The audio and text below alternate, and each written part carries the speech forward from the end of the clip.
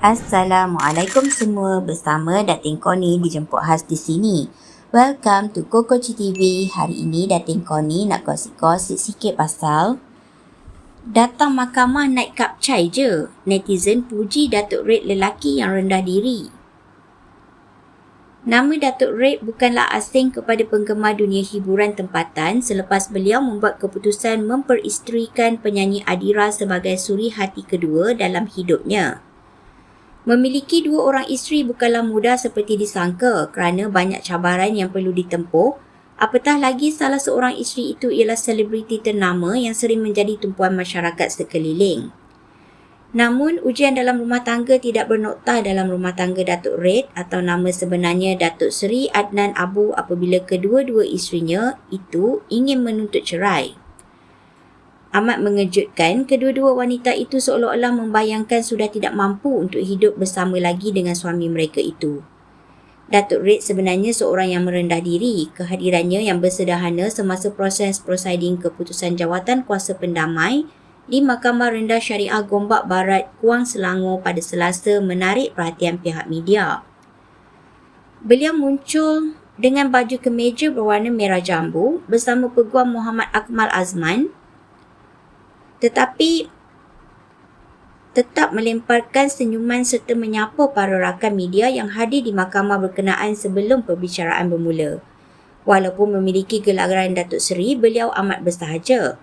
Hadir ke mahkamah menaiki motosikal kapcai Honda ES5 berwarna kelabu dan berselipar sahaja. Tak perlu nak menunjuk-nunjuk kemewahannya.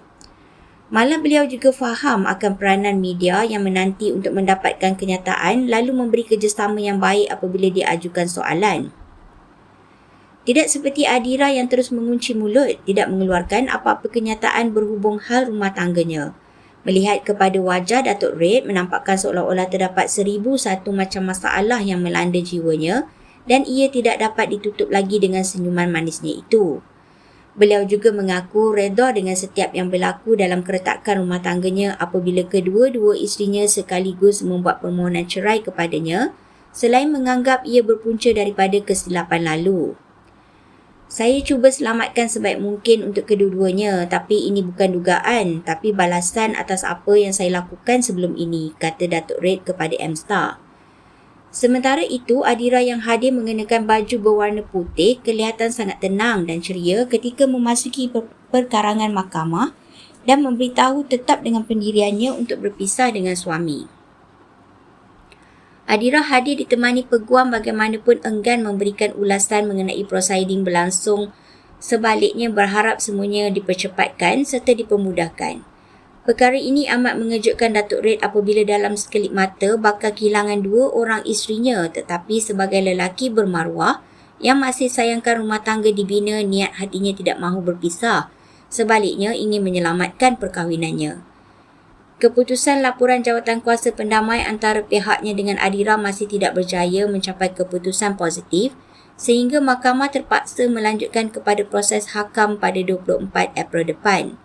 Selain prosiding itu, dalam bulan yang sama beliau bakal hadir ke Mahkamah Rendah Syariah Kuala Selangor bagi proses serupa dengan isteri pertamanya iaitu Datin Seri Sharifah Nur Syafilah Hashim yang dipanggil Datin Red pada 18 Mac ini.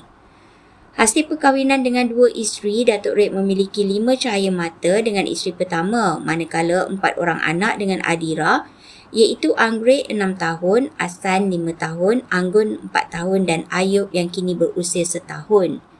Adnan juga pernah berkahwin ketika berusia 20 tahun namun bercerai selepas 5 tahun bersama dan mereka dikurniakan 2 orang cahaya mata. Ya, kejap-kejap. Nak lihat apa seterusnya? Subscribe dulu, okey? Okey, sedikit ya. Janji-janji. Okey. 1, 2, 3. Okey, subscribe. Terima kasih. Jangan main dengan sumpahan mulut aku. Cik Kihah nak pesan sikit ni. Rujukan kami ambil ni adalah dari artikel yang dipetik di media hiburan. Hati-hati ya nak pilih kesahihannya. Kami tak pula nak bertanggungjawab. Cik Kihah suggest anggap sajalah semua ni sebagai hiburan dan bukan sebagai satu gosip yang boleh disampaikan di tingkap jiran-jiran.